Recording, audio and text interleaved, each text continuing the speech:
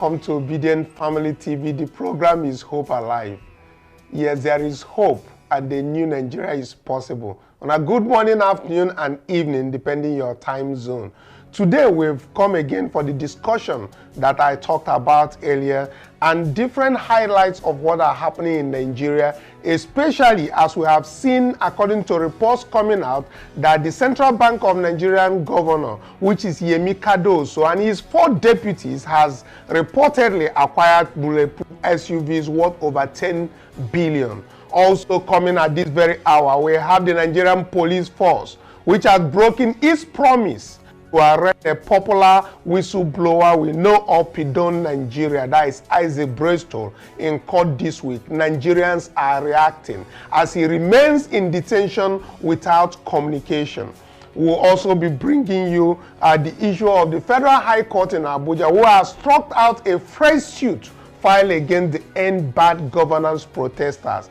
And of course, the baseline, again, coming from a tribunal on United States, which has said that is an international court tribunal anyway, so which has vowed to sanction Tinubu's cabinet members, especially Nuhu Ribadu, the national security advisor to the nation.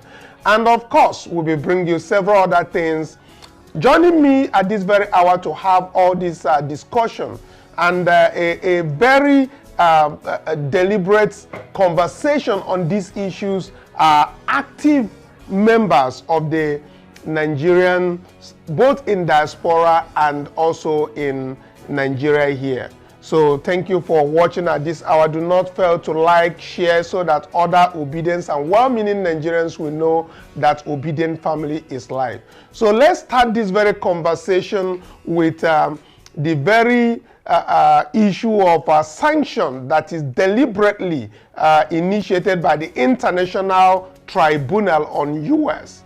Now, this very International Tribunal on United States crimes against Puerto Rico and other things has condemned the midnight raid on activists' homes and abductions, repressive detention of the End Bad Governance protesters by Nigerian security agencies. The International Tribunal criticized the Nigerian government's actions, particularly the arrest of activists Michael Renin, Mosiu Sadiq, Adeyemi Abayomi, and of course PidomNigeria, which has not been brought before the courts. They expressed concerns about the actions, a part of a broader intimidation strategy against those who oppose the current Tinubu-led Nigerian government. The organization of the International Tribunal called for an immediate end to these tactics and urged Nigerian government to respect human rights and freedom of expression. But let's get also what David Hundeyin has called out today, being the end of the week that the Nigerian police said they were going to bring out and arraign PidomNigeria. That is the Isaac Bristol in court as he remains in detention. As you know, PidomNigeria was arrested on August 1st, and his arrest was kept secret by the police until investigative journalist David Hundeyin revealed the unlawful detention. The public relations officer of the Nigerian police force, Olumuyiwa Adeyombi, confirmed last Friday that Pidom was in police custody and promised that he will be arraigned in court this week. And today, of course, has passed, and Pidom has not been brought to court. He is being held without access to his legal representatives or family members. Pidom, known for his leaks exposing irregularities by high-profile public officials, is reportedly still being detained in an undisclosed locations. Nigerians are reacting. Nigerians are calling for a free Pidom at this very hour. Let's take the tweet coming from David Hundeyin, and of course we now take all the reactions before we get to the panelists, the people joining us to have this very discussion.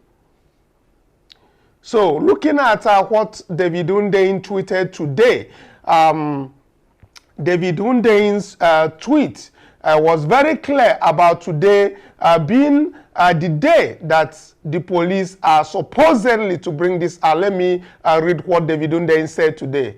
He said, today makes it a week since that Nigerian police confirmed that they have PidomNigeria in their custody.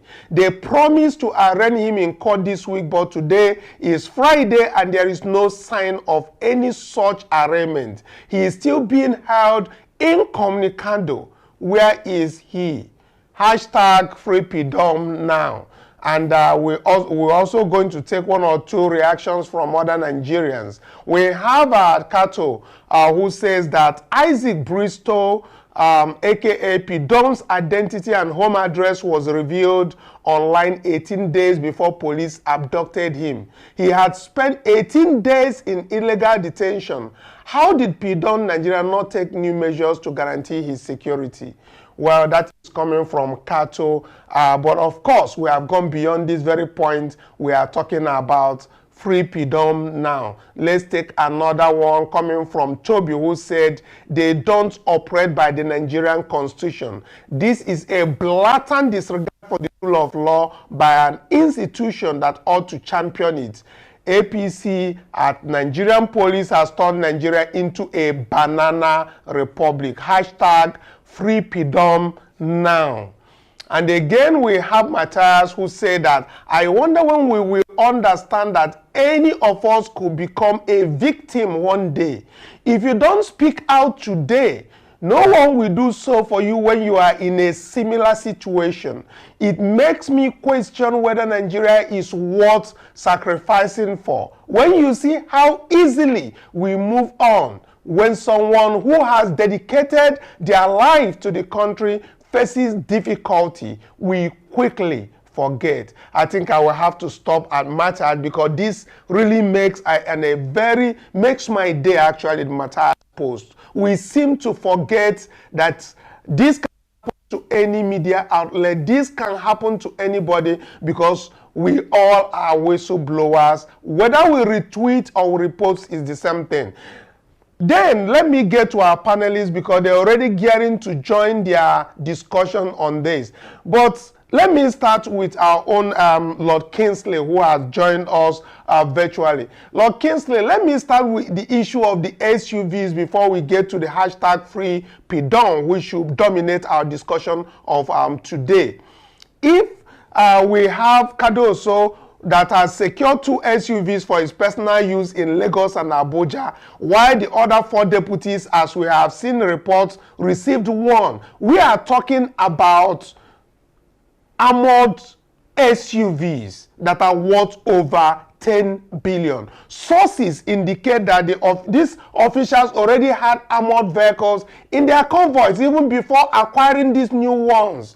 Additionally, it is also claimed that about 20 Toyota Camry cars, each costing approximately 85 million, were purchased for the CBN management and board members. Reports also allege that the CBN governor and his deputies has significantly increased their annual housing allowances to around 1 billion, which we have previously discussed here, despite citing an official residencies in Maitama and Abuja. So, Loke, what are your take on all of this happening amid the hardship in Nigeria? And I don't know if you have seen this video trending online about the hunger in Nigeria, how the youth, the northern kids, have seen in that very video how they marched to that. I wish they could drop this video so that some of us could see how hunger ravaged Nigerian youths are scrambling for just peanuts on the food. This is a video that is trending, while our elites, people who should know better, are actually buying armored vehicles worth billions. Look at our own youths scrambling for crumbs. Oh my goodness, I saw this and I weep for Nigeria. And I weep for people who are not speaking up when Nigerians are suffering. Lord K, what is your take both on this and all the other topics we are going to discuss today? Yes, good evening, fellow Nigerians. Good evening, Obidient family around the world. Good evening, everyone in the studio and my Zoom panelists. Well, it's a disheartening condition it's a disheartening atmosphere to understand what we are actually going through in this country. To understand that, yes, a government has come in not to help fellow Nigerians, not to help people, not to help its citizens, but is there to increase the suffering, is there to cause more hardship, to create a situation where people will just live and die, where people don't have any choice anymore, where hopelessness has now become the talk of the day. Fellow Nigerians, we all know how things have been in this country, how we have actually fought to tell the government that there's hunger in the land, to tell the government that we need help, we need support, we need their goodness. But they have paid deaf ears to all these appeal, they've paid deaf ears to all these conditions, but all they are after is to enrich themselves, is to make themselves safe, regardless of how the ordinary man is living in the country. Now, this is a government that about four weeks or so ago acquired a Cadillac beast worth almost 1 trillion naira just to drive himself from the airport to the office, or from his house, to his office. And then yesterday we found out that he now bought just bulletproof tires worth over 10 billion naira. Today we are finding out again now that the CBN governor, which of course before he got into this office, I mean, this man was just driving a Mercedes Benz, but he got into the office, they acquired 20 Camry bulletproof cars for him and his team. As if that was not enough, they now went for an extra 6 bulletproof cars again, now worth over 10 billion naira for themselves. Why are these people buying these cars? Why are they buying bulletproof cars, bulletproof tired cars? Why are they doing it? Are they afraid of the country? Are they afraid of the citizens? If they are doing things in the right way, should they be buying bulletproof to protect themselves? If they know that they are treating the citizens right, should they be buying bulletproof vehicles and tires to protect themselves? Why are they doing this? So it goes to my understanding now that they know what they are doing. They know what they are doing. They want to punish the citizens, flash all this wealth in our faces, and tell us, go to hell or go to court. This is somebody that actually acquired 3 aeroplane jets for his own personal use as well, furnishing offices with about 40 billion. Gentlemen and ladies, what's going on here? How can we rectify this? What can we do to send a message to them? What can we do? What can we do? Do we just sit back and pray that God will touch their heart one day? I don't think so. They need to be told one way or the other that enough is enough. Enough is enough. Now, the case of PIDOM that was arrested, I mean, it was only made public about this time last week that, yes, he was in custody. This guy was handcuffed. He was not fed or watered for 6 good days because they wanted to torture him, for him to talk, for him to confess something that nobody understands. And then they came out with a bail that was unreachable to anybody. Even the government itself will not accept that bail for any of its citizens. But then they came up with that stupid bail terms. Up to now, they have not released him. They have not charged him to court. Nothing. They are keeping him where nobody understands or where nobody knows. Don't we have right to free? Don't we have freedom of speech anymore? Don't we have a simple right to live in the country anymore? Are we now under a democratic dictatorship? Is that what we are dealing with right now in our country? Gentlemen and ladies, enough is enough of all this. It's now time for us to start making moves so that they will understand that, yes, we are the one feeling what is happening, regardless of what they are doing, because all he's doing now is trying to pretend he's doing some deals, flying to China, flying to whichever country, doing his own business, because I'm not sure he's doing any business for Nigeria.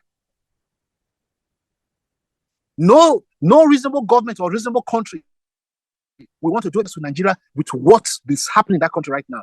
Nobody wants to do business with them. So him going out to say he's going to China to sign MOU, to sign this, to sign that, I think it's all a fraud talk. It's a fraud talk. Now is the time we need to do something and let them understand that by the independence of this year, they should know that Nigeria, we are standing as one to fight for our rights. Thank you. Yeah, that is talking about the Fearless October. But did you see this very trending video online where these kids were struggling to have crumbs of something that somebody just remained? Did you notice the number of, oh my goodness? Good enough, at least that's crumbs of whatever food they are eating. I mean, there was a video that I also saw. There was a video I saw where people were cutting grass, taking it home to eat. People cutting grass to eat, like as if they're animals, because there's no food, there's no money, and the economy is bad. And then there's even also a report. There's even also a report of a woman who fed her children. I think it's animal food because there was no food in their house. So many things that are happening. Yes. There was another one I saw as well, that this girl, she was, I mean, I don't know what she was dipping in some mud water and eating, dipping in some gutter water and eating. I mean, it's hard. It's hard. When we hear all about this happening, then we hear that Nigerians should tighten their belts. We hear they like that all the people that are supposed to be money are mismanaging the economy, buying SUVs and all of that, and we don't see them talking about all this in the mainstream media. Why is it just us talking about all this, Lord K? No. Yeah, because the government has now gagged the media that if anyone comes out saying anything negative about this administration, their licenses will be taken off. So they are all very careful on what they say or how they do it. And that is why I still on my own. I praise Arise. I praise Arise and Channel TV for what they are doing. Because TVC is a useless channel that I don't think she won't be operating anymore, because all they do there is praise for this government that is killing people. We just need to understand the things as it happens in Nigeria. There is also a matter that came up in a federal high court yesterday, wherein a suit that was filed by the government through about 17 Nigerians was dismissed by Justice Peter Lifu due to lack of diligent prosecution. That yesterday, the judge expressed surprise that none of the 17 plaintiffs appeared in court or were represented even by legal counsel. And these plaintiffs we are talking about are the people that the federal government had arranged to go to court. They are coming representing about 6 geopolitical zones, seeking for an order to stop the protest, claiming that their fundamental human rights were breached. But as at yesterday, when the matter came up in court, the judge struck it out for lack of diligent prosecution because none of them showed their face. Why do the government continue to use the people of Nigeria against the Nigerian people? Yeah, but who do you blame? Who do you blame? Is it not the Nigerians that are agreeing to do all this? because they'll be giving 1,000 or 2,000, or maybe they'll be giving $50. Is that not who you should blame? I mean, why people still in that country support APC government is what I really don't understand. That is what I don't really understand. Now, I mean, I think we discussed something about this yesterday, where the government now, I mean, they want to persecute people for protesting, and then people on their own hand, they want to go out there to make their own claims in the courts. But I said yesterday it was a waste of time. It was a waste of time for the put wherever you want to go to court for it. But you could hear that the government is playing around, playing games with all this. Because the lawyers that are dealing with all this, they are the ones milking the cow. They are the ones claiming this money. They are the ones causing this fraud in the country. Okay. So let's draw our attention back. Let's draw our attention back on Nigeria, on the continuous detention of Isaac Bristow, that is the PidomNigeria, because I think we should not allow this to continue the way it's going. There is everybody is talking so much about this, but not much on the mainstream media. Does not mean that they don't consider him to be a journalist, even when most of these media houses, like Arise you mentioned, and of course also Channels Television, used most of his whistleblowing materials to actually project to their audience. Why are they not talking about him now that when the government have said they are holding him? Why are they not speaking up for him? At least to bring him before the court of law to say what his offense is. Why are the mainstream media who are using his materials not talking about this? Because he's the one that exposed the hotel bills that was paid by the Tinubu-led administration on COP28, as you remember. So why are they not talking about him to be freed or to be brought before the court of justice? Well, that's the part of the government's dictatorship I'm talking about. Because this government now, I believe, they have sent a very strange warning to these media houses that if they go out of hand or they talk too much, their licenses will be taken off or they'll be closed down. I mean, we all know what the country's all about. Nobody can say what they know, what is expected of them to say anymore. Nobody can do that. They have been gagged. All right. Okay, let me hear from Mr. Tony. Thank you very much, Lord Kingsley. You have, spoken very well on all of these issues. But we keep bringing that up, and of course, we continue to tell the Nigerian police to make sure that that PIDOM is brought before the court. Today has gone, which is Friday. So, Tony, please give me your insight. Let's start again with this very PIDOM's matter before we get to the issue of the SUVs by the Cardoso's-led Central Bank of Nigeria.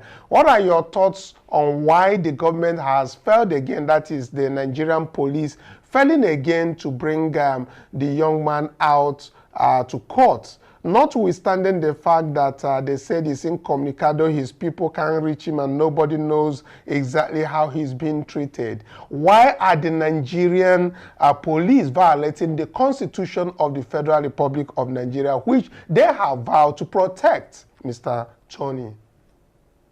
Yeah, thank you for having me, Mr. Kanu. Thank you, listeners.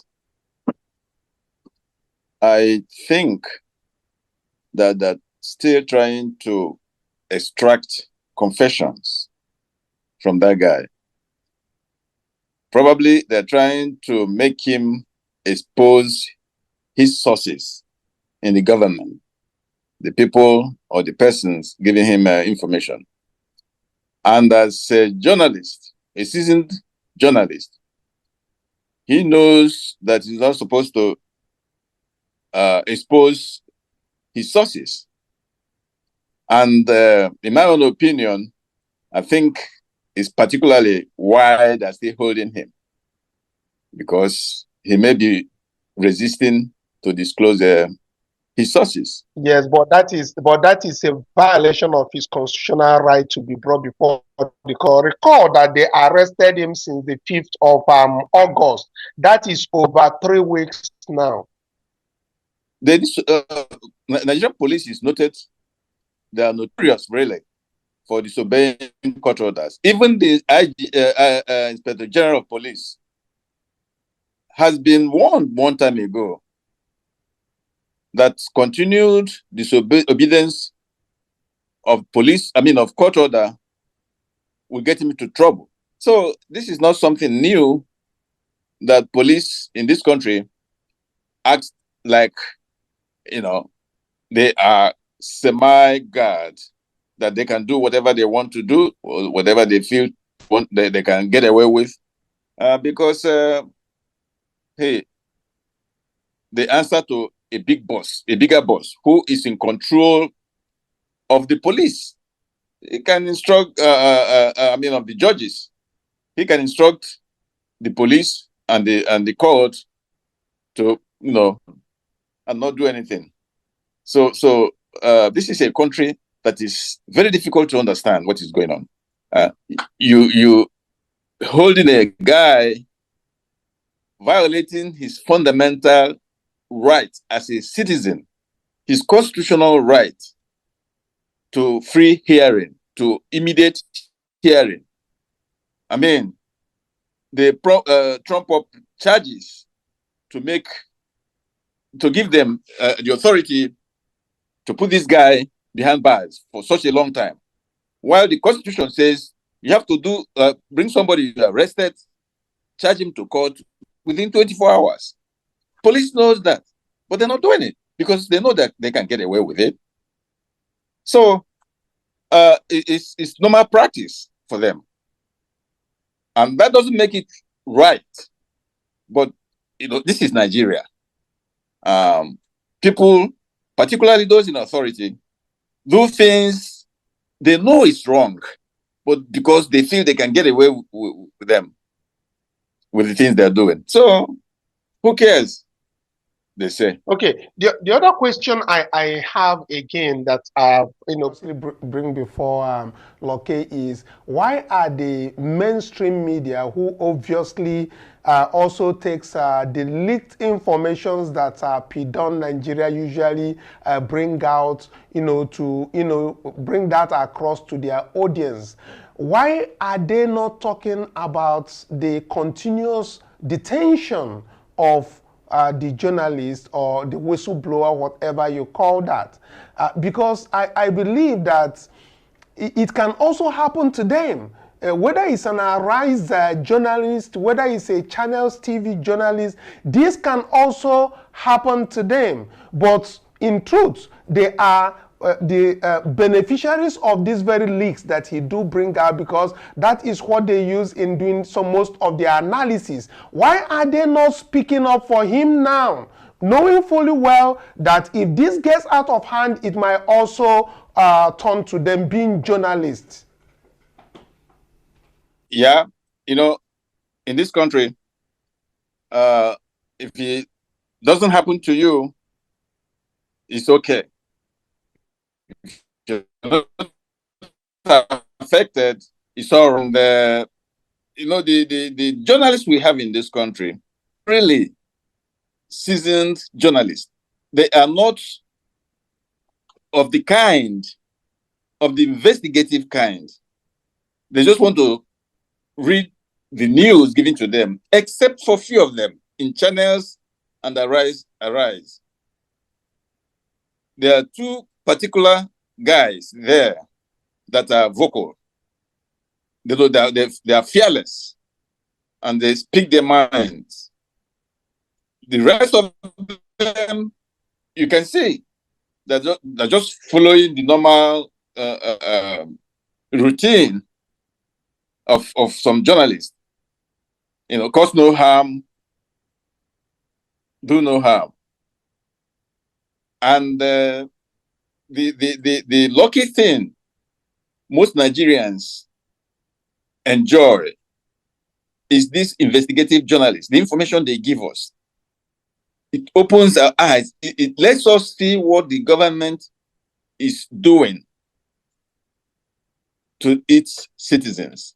Without them, I think, in my own opinion, we'll be walking blind, not knowing anything going on, because the traditional, regular journalists cannot get that information because it's risky. You're trying to go against the government,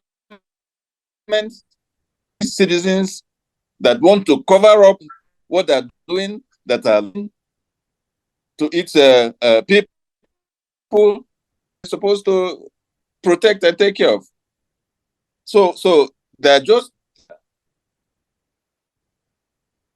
themselves and their cronies and their relatives. This is what is going on in Nigeria. Look at people. Very much, Tony. People in government buying exotic cars, bulletproof cars, because they're afraid to die. No, some of us citizens are not, we don't enjoy our lives. We can go and die, but for them, it's awful. Very awful. That's my opinion. This is Nigeria for you. All right, thank you very much, you. Tony. And our also up, and network has not been so friendly as today. But before we leave, I want to quickly inform our viewers that the human rights activist that is the convener of the Revolution Now movement, Omoyele Sowore, has revealed that there is going to be this very nationwide protest in October that they call the Fearless October 2024. This protest, as we all know, seeks to call on the government to address the concerns of Nigerians, and they have vowed not to stop until the demands are met. So let's continue to do that. We have people in different states who had also come out to say, especially the people in, I think, Ogun State. There are some groups who has come out to say that all their demand, that they sheltered their sword during the time of the NBAC governance protest, when the state governors came out to ask them to hold on and come out for dialogue. But up to today, that this very dialogue has not been had with the state government nor the federal government. So the question is, why is the federal government calling for dialogue when the people has, after 10 days, there is still the room, there's a window for dialogue, and the continuation of this very protest, calls for protest, is still coming out for the Fearless October? Why don't they move now and use that very time frame of close on 1 month to make those a dialogue that they have been talking about all this while? Well, all of this will be, we'll keep our ears and our eyes open in Nigeria. But please let everybody, whether the people on their Twitter space, on their Facebook space, let's continue to push the hashtag Free PIDOM now. It is not only a call for only David Hundeyin to do, but a call for all active Nigerians, because it can happen to anybody. Until tomorrow when we come back again. Bye for now.